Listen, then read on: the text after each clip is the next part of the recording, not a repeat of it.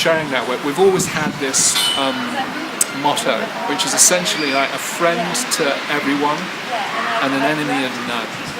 And essentially, one of the things we're endeavouring to do many things with this initiative, but one of the things we're endeavouring to do is to cultivate, in a sense, a new reality.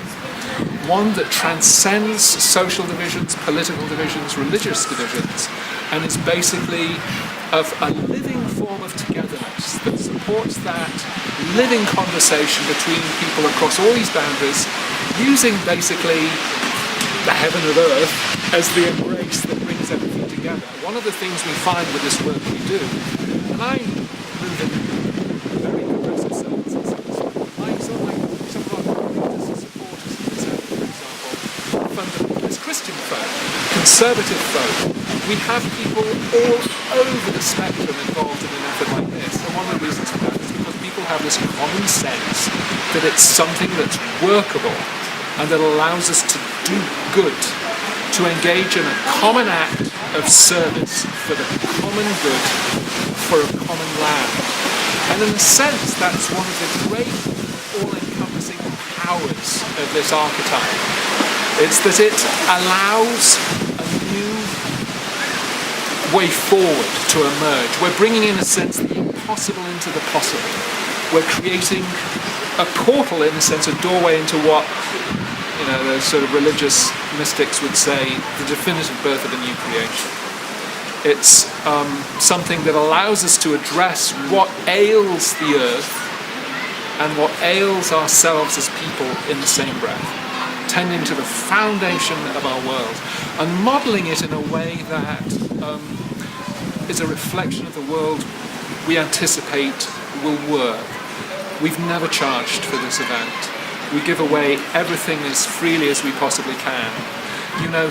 I remember one of our early events, someone came up to me and said, we came into this huge event, we had like 1,500 people or something, and it was just a huge sea of people picking up all this free material and plant matter, and he said it was like, who are you? And he said, well, we're just a group of people who like to do stuff for free. One of the great sort of secrets, I think, of life is that if you do the good work, you meet the good people. And this initiative is extraordinary in terms of the quality of the soul practice. We've changed the makeup of the Propagation Fair in recent years. Over the course of 8 years, we built what was essentially completely volunteer-driven. Didn't charge for anything. We built essentially the largest organics-focused propagation fair in the country. Complete grassroots effort. We didn't know anything about fruit when we started. And what we found is it became a very successful event. In a good year, we'd have 1,500 people turn up over the course of a couple of hours.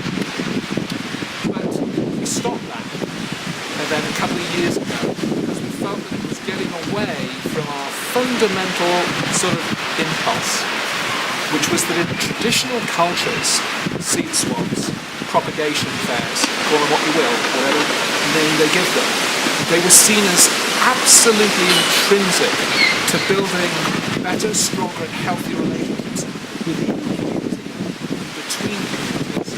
And our event got so big, that sort of had become like a commodity event. It was successful in terms of people putting relations on the table to support us.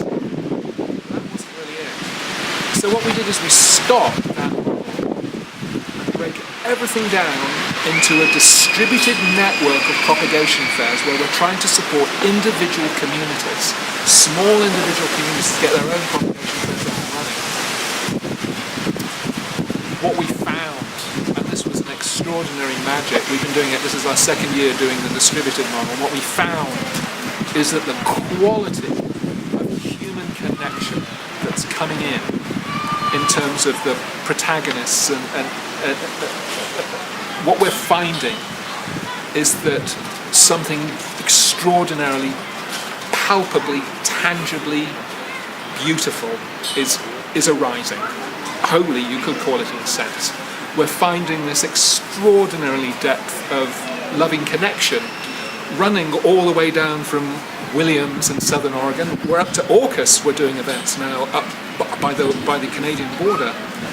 That there's this thread that connects, that's coming in to a large degree in part because the social dynamic that we are engaging in is modelled on nature's lines, nature's patterns. When you move towards the propagation archetype, you move towards a root archetypal form in life, the world, nature, human culture. And when we marry that form of the green-blooded natural dynamic to the red-blooded social dynamic in what we call this eco-social form, this eco-cultural form, what we find is the synergy doesn't just work on what you might think like a technical level. We might be grassroots, but the ecological sophistication of these efforts is extraordinary. We've been doing this work for many years now, and we've gotten really dialed in to what the most impressive and likely future heirlooms in our bioregion are going to be. And we're getting pretty good at going out and finding this material and identifying it and collecting it and storing it and distributing it in a healthy way to, across our entire bioregion. But it's not just the technical side that's working. What we're finding is that the social side is working synergistically with it too.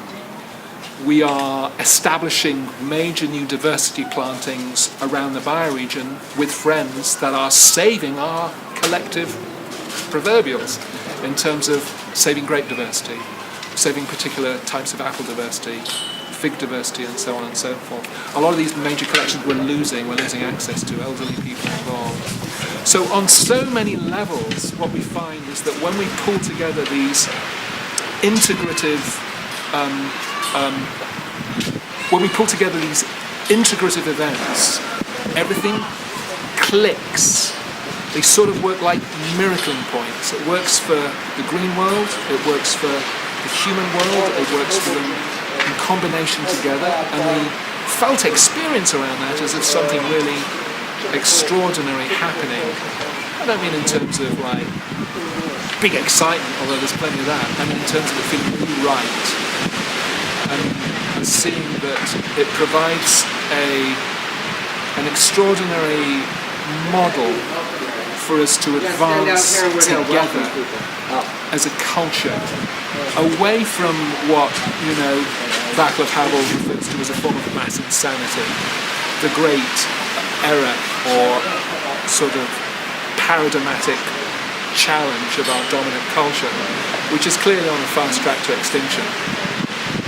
Around work such as this, we're very clear that we're actually moving towards something that is coherent, something that is functional, something that works for everybody and for the planet, and essentially is ultimately a really beautiful thing. That's why we do it.